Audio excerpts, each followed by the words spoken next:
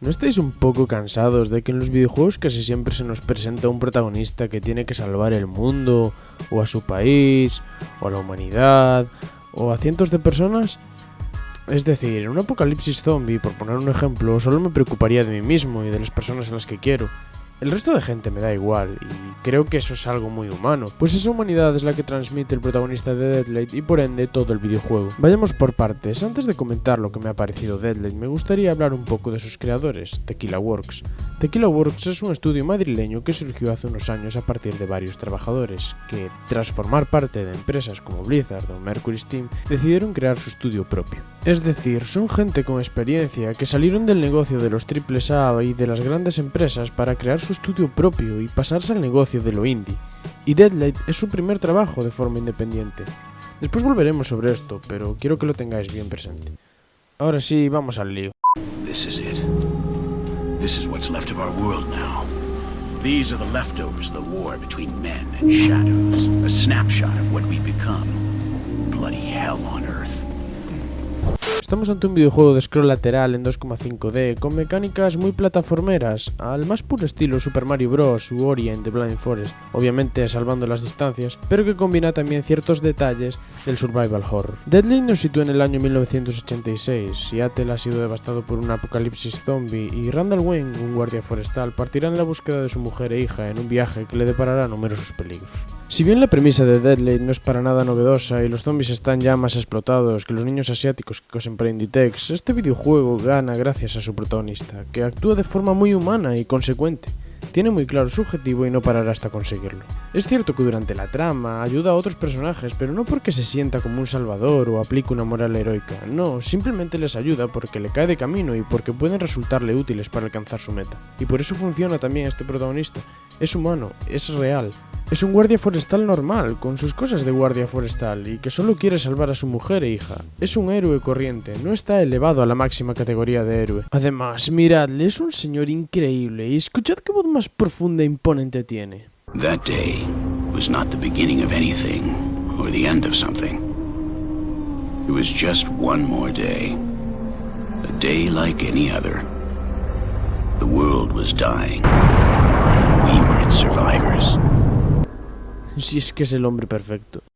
Pero pese a su buen protagonista, Deadlight no deja de tener una narrativa muy sencilla y obvia. De hecho, el final se ve venir desde antes de la mitad del juego y no hay ningún giro de guión que no resulte previsible. Además, el resto de personajes van y vienen sin aportar más que algunos retos o momentos destacables.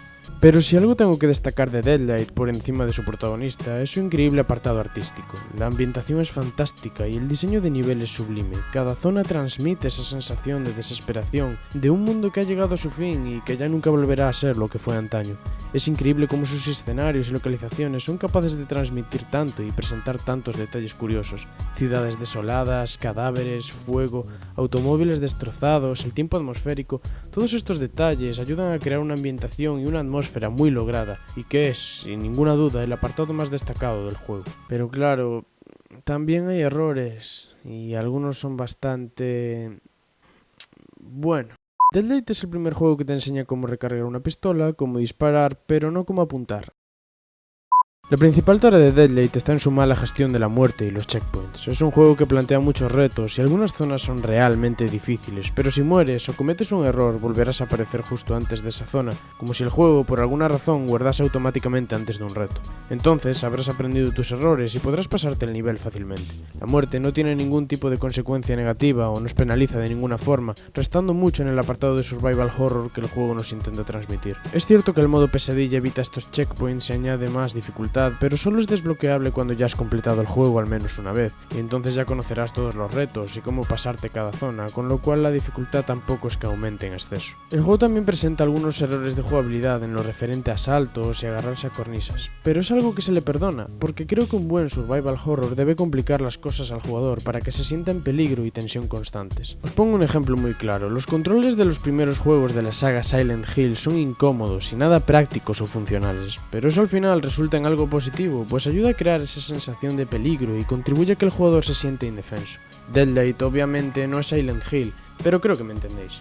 Después están los errores de más bulto, como que las cinemáticas no sean cinemáticas en sí, sino story movies, es decir, un storyboard con audio. Que bueno, estamos ante un estudio indie, no hay dinero, vale. El problema aparece cuando ese audio de repente desaparece, un error de bulto. Me ha pasado en varias cinemáticas, el sonido desaparece y no vuelve. Esto provoca que en ocasiones la escena en cuestión pierda todo lo que nos intenta transmitir. Para explicar lo que os digo os pondré un ejemplo. Hay una cinemática en la que un personaje muere y se supone que es una escena cargada de dramatismo, pero al desaparecer el sonido, de repente, no he podido evitar reírme al ver morir a un personaje en completo silencio, imaginándome en mi cabeza cómo sonaría todo. Así que sí, me he descojonado mientras un personaje moría de forma muy dramática. La escena no ha logrado transmitirme lo que pretendía. Pero pese a todos estos errores, y pese a ser un juego mejorable y no estar a la altura de los AAA o de otros indies de mayor renombre, se nota que Deadlight es un juego que está hecho con mucho cariño. Según avancemos en el juego, iremos desbloqueando galerías con el arte conceptual del mismo y el cómo se hizo, lo que demuestra que es una obra hecha con mimo y dedicación. Y lo mejor de todo es que lo ha hecho un estudio español. Eso es algo que admiro mucho y que aprecio, pues con su videojuego han logrado hacerse un hueco en una industria cargada de nombres, de campañas de marketing increíbles y de juegos que funden millones y millones. ¿Os acordáis del principio del vídeo en el que os decía aquello de son gente con experiencia que salieron del negocio de los AAA y de las grandes empresas para crear su estudio propio y pasarse al negocio de lo indie? Pues eso, es tan admirable como arriesgado. No es fácil salir de una gran empresa para montarte tu propio negocio desde cero. Probablemente hicieron esto para tener una mayor libertad creativa y hacer los juegos que ellos querían hacer, aun a sabiendas de que casi con toda probabilidad tendrían una menor capacidad económica para realizarlos y también menos ganancias. Deadlight desprende humanidad, desprende cariño, todo el que han puesto sus creadores en su elaboración. Así que debéis jugar a Deadlight.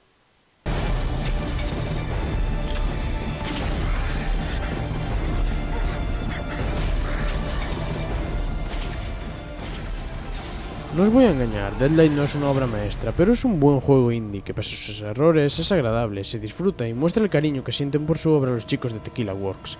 Así que sí, jugad a Deadlight.